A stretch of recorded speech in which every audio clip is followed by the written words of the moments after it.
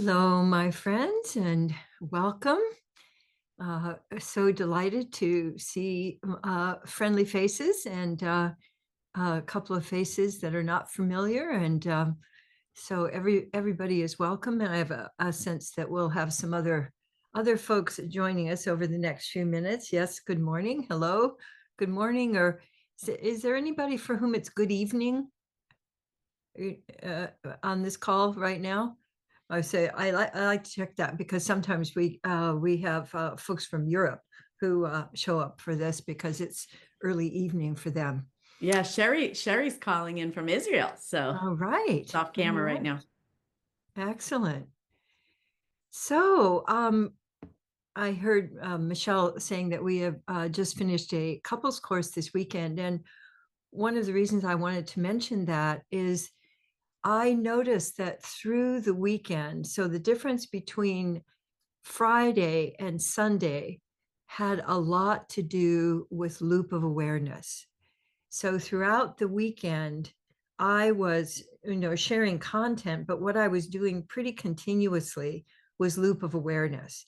So I would give attention to someone and then I would come back to me. And by Sunday, I could tell that people were like heliotrope flowers. They would be turning toward, like, is she going to connect with me? Is she going to connect with me? And it really let me know the power of creating a space of safety and creating an invitation for connection that can come without us saying a word.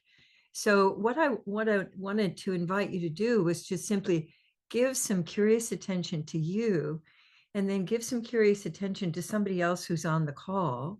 Just giving that attention and then back to you, noticing how that connection impacted you, how you experience that. So, noticing your body sensations or your breath, and then letting your attention go to somebody else, maybe somebody that you know, or maybe the background around somebody, because we almost always look at people's faces. But what if you took in the whole of their environment and then let yourself experience what was that's like for you to connect with that?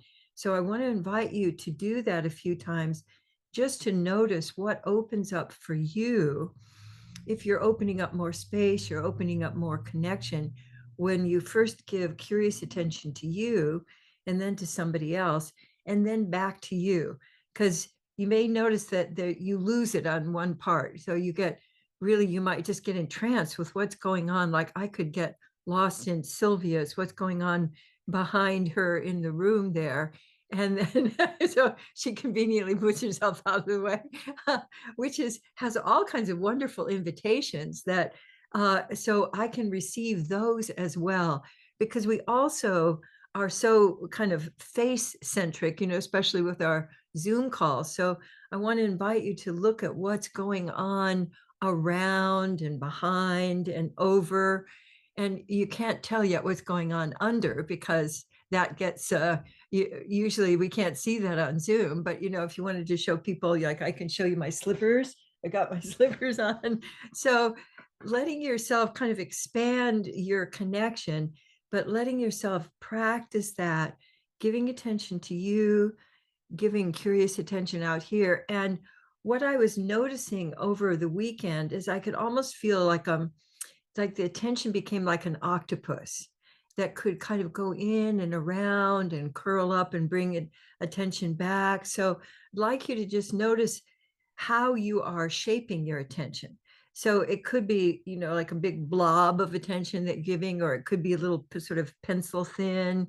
Or we've experimented with lava lamps, so you have little, you know, uh, sort of fluid shapes that you send. But I'd like you to let yourself just play with that weave, because what I notice is that from the beginning of the weekend to the end of the weekend, my assistant, when I was talking to her this morning, said, "Wow, when I came in, there were a lot of bright faces."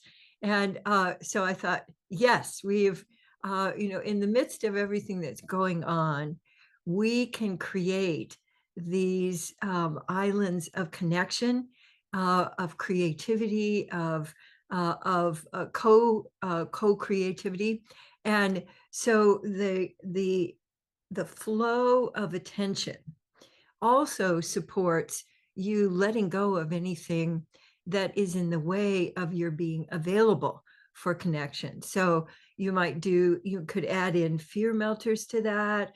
You can add in our here I am, and I'm so glad. In fact, that would be a great thing to do now. So let yourself shape your here I am to how you're actually experiencing yourself today. So it might be a here I am, it might be a here I am. So your here I am, let yourself then do a love scoop of I'm so glad. And I'm so glad. I'm glad that we're here. I'm glad that you're here. And that bringing that together with your touch and other senses allows you to, here I am, however you are. I'm so glad. I'm so glad you're here. And that's something that I do, whether I'm using my hands or not. I have here I am. As I'm practicing this, I feel much more able to let my whole self be here I am, that I don't have to hide part of me or I don't have to modulate it. So as you're playing with here I am, notice if the here I am begins to shift a little bit. Maybe it gets more open or more focused, or maybe you feel, oh, that's what's going on in there. And you can give your love scoop to a specific place in you. So, like if there's any place that feels a little gritchy or tight, you can bring all of that wonderful energy from loop of awareness, but from here I am to that place. Like I have just a little bit. I'm actually feel really good. I'm surprised at how good I feel after 3 days. This is the biggest 3 days, in the last 2 years for me. So I felt delighted. And I think a lot of that also was from loop of awareness. So the other thing that loop of awareness does is it refreshes your energy.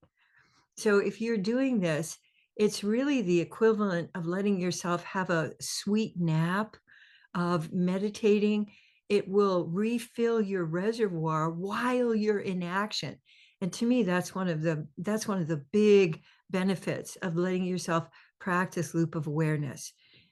Because if I'm like, oh gosh, I've been working all weekend and now I'm going to do this class with you. And then the moment that wasn't how I felt, I'm just pretending that, but if, however you are, if you're letting yourself give attention to that, it begins to move. It doesn't stay stuck in you. It just becomes part of the flow of energy for you. So that's the big benefit. Now, as we're playing today, and I want to encourage you in your life in general, uh, the way life has been going for the last few years, we've become much more observers than participants. So there's a lot of being in the bleachers and not down on the field. And it's much more fun to be on the field and in the game. And so I want you to notice how you can support yourself in whatever environment you're in to get into the game.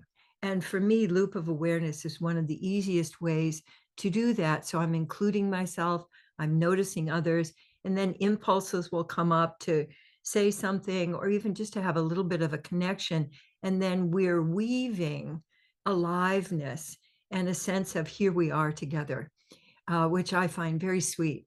And it also goes together with the card that I picked for today, which I'd love to have you bring up now, Michelle, if you could.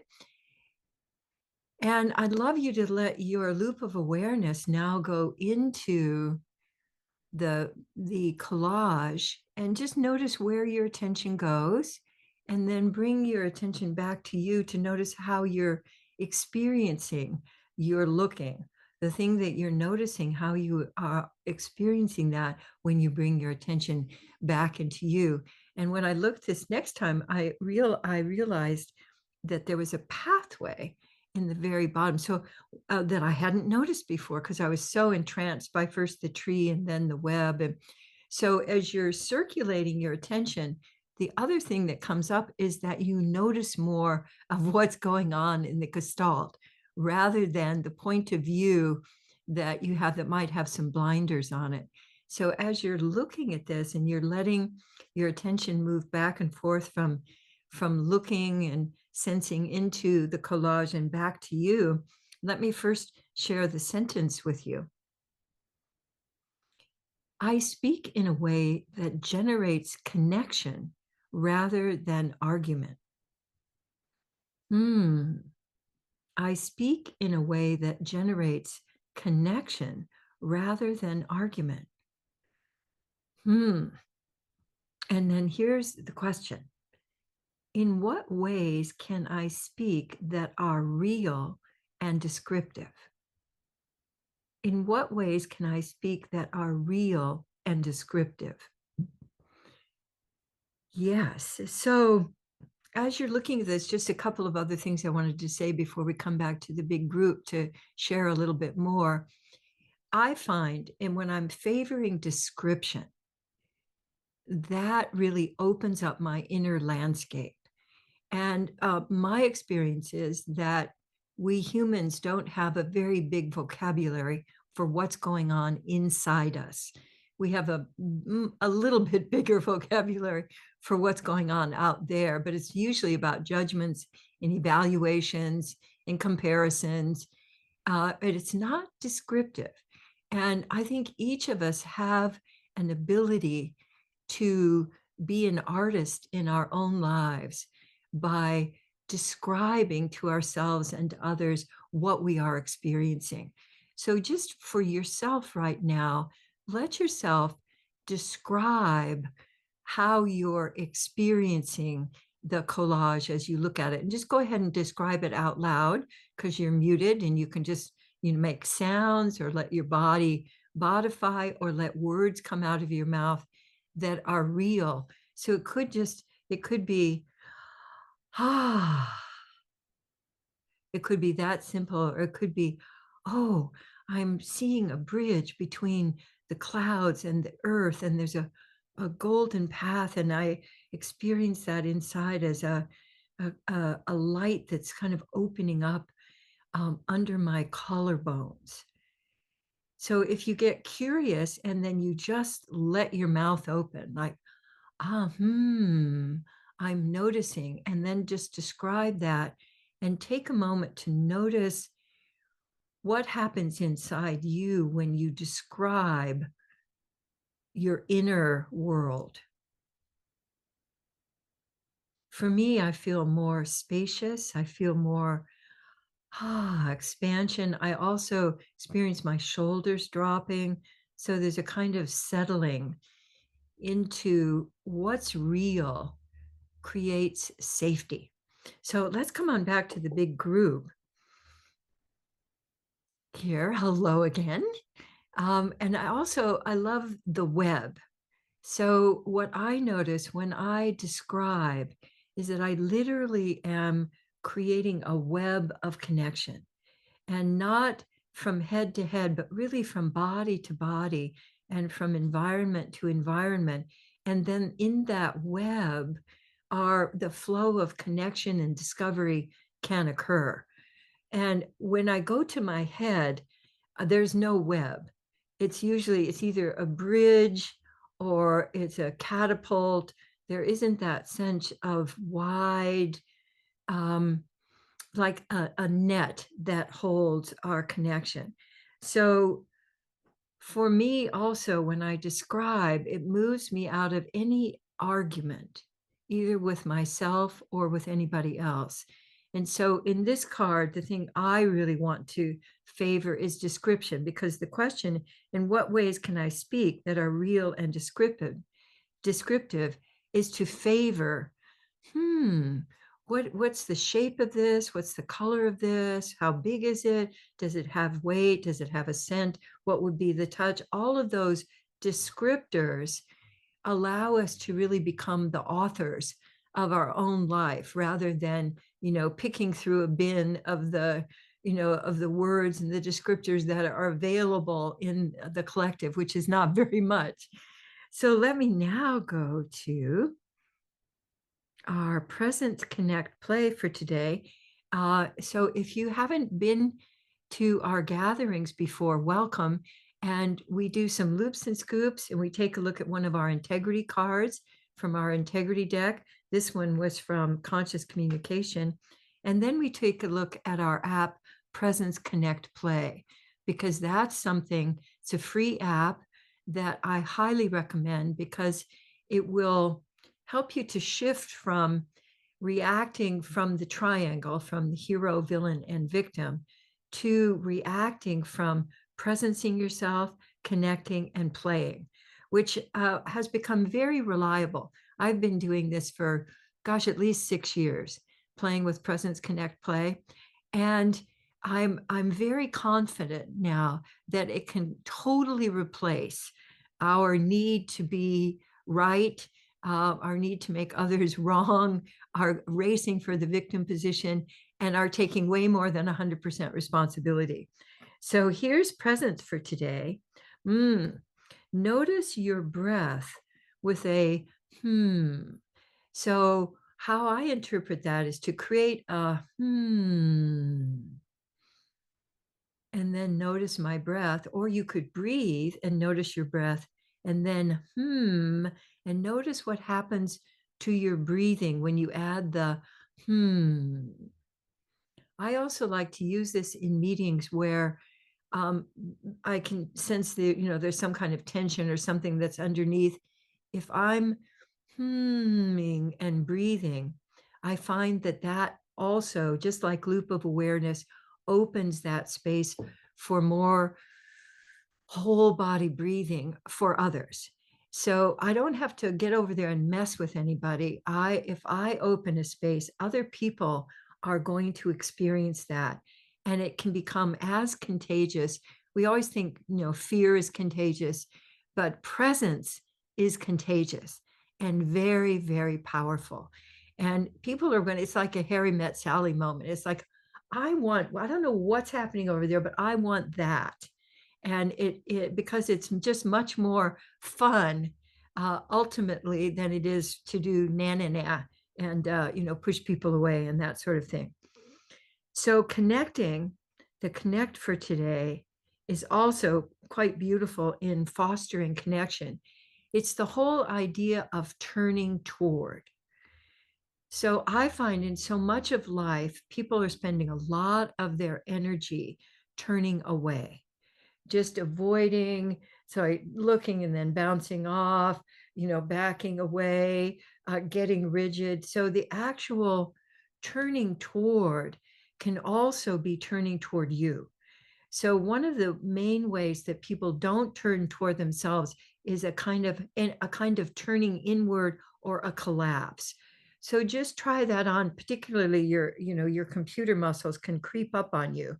Uh, I don't know if I was realizing that most people are using their phones now as a computer.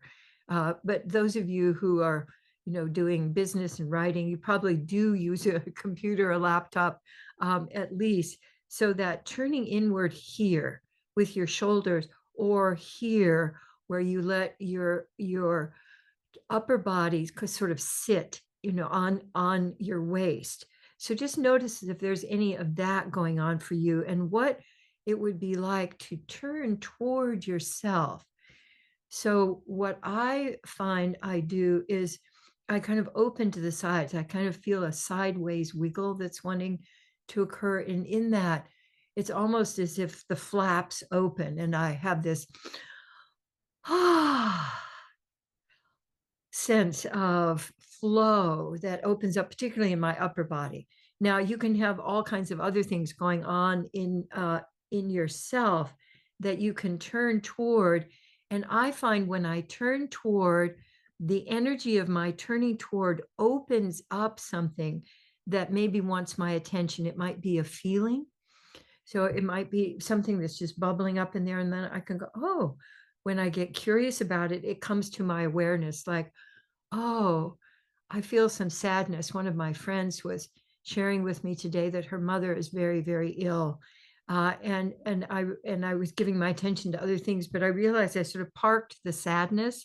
And so when I'm turning toward, that little sadness bubbled up so I could give attention to that, and then let myself loop again with her and what she might be feeling. And our attention can go across space and time too. So they don't have to be in the same room with you.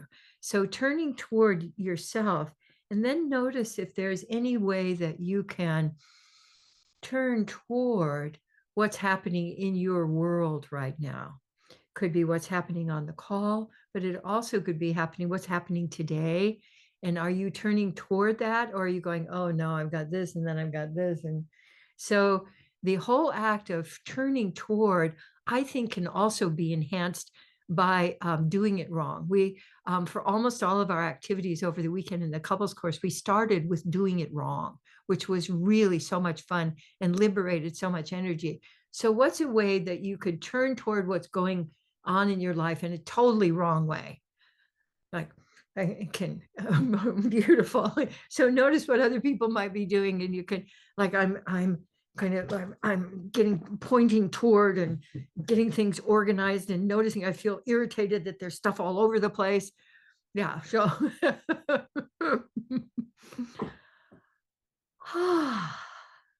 and then letting your attention circulate, and then letting yourself, so turning away from and then turning toward is a wonderful thing to practice, because then you learn more about how you don't turn toward.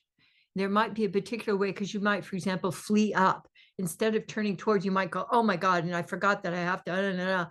And so it doesn't have to involve your closing the door. It could be distracting. It could be going off into some other direction. So, and then what is it like to fully turn toward? One of the ways I know I have not turned toward is that I will go to move something and I'll knock it over, or I don't quite get it. So I realize, oh, I didn't fully turn toward that before I acted. So we get these little hints all day long of I'm either turning toward or I'm turning away from. So I invite you to let that just be part of your learning, not like, oh man, I'm really off base today, but oh, okay, there's a little more wobble in the system today. I'm going to give myself a little more space. For me, focusing again on presence, then of how do I get here? And it usually involves slowing down, because that's the big way you can keep yourself from turning towards. You just speed right past it. So play, oh, this is wonderful. So play is the fear melters. And I've found that, so when in doubt, fear melters. So if you have any doubt, there's probably some fear there. It might be light spritzing, it might be a big boulder. But when you let yourself even just lightly start to do the fear melters. So for me, I'm feeling today, I want to start with grounding, with rooting. So I'm feeling my feet. And the moment I gave my attention to my feet, my toes started wiggling. So symptoms of aliveness occur when you give attention to yourself. So notice which of the fear melters is your easiest entrance. So which of the fear melters and for many people that's wiggling.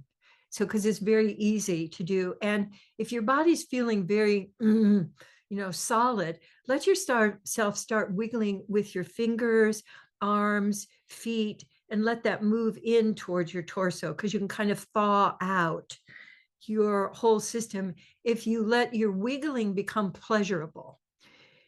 And the other thing I think people do sometimes with fear melters is they sort of go through the motions like, oh, yeah, I know I should do fear melters, but you're not letting yourself actually experience the fear melters. So if you combine your fear melters with the whole attitude of turning toward them, like letting yourself notice what's happening as you're oozing and wiggling and rooting, and we've already done a few love scoops. When you bring your attention to that, you align your insides and your outsides, and I always experience more flow. So that to me is the big payoff. And then I'm interrupting sort of the frozen stiff fear response that many of us have as a default posture right now. And when I do fear melters, it opens up new connections which is the essence of play. So play doesn't always have to be haha, or we. Play can be opening up, just looking at things from another direction. And I was remembering a book that I found when I back in college many years ago was called Put Your Mother on the Ceiling. And it was such a great title. But it was really all about using your imagination to create different ways of being in the world rather than just the kind of two-dimensional plodding along sort of experience that most people expect. So, so fear melters and combining that with your loop of awareness actually allow you to not only put your mother on the ceiling, but you can put your any kind of issue upside down or look at from another angle or toss it over there into the yard and see how it wants to root itself. And so letting yourself play with your imagination and your whole body is just a great way to open up new choices and new possibilities. And so when in doubt, wiggling, humming, breathing, noticing. So you have lots of possibilities to play with this week. And for any of you who run out, we've got lots more resources on the Foundation for Conscious Living. So thanks very much for being here today and reconnecting. This is always my favorite time of the week. And so thanks very much for co-creating. And you're welcome to stay and co-create as long as it's as you like. And I'll look forward to seeing you next time. Mwah. Bye now.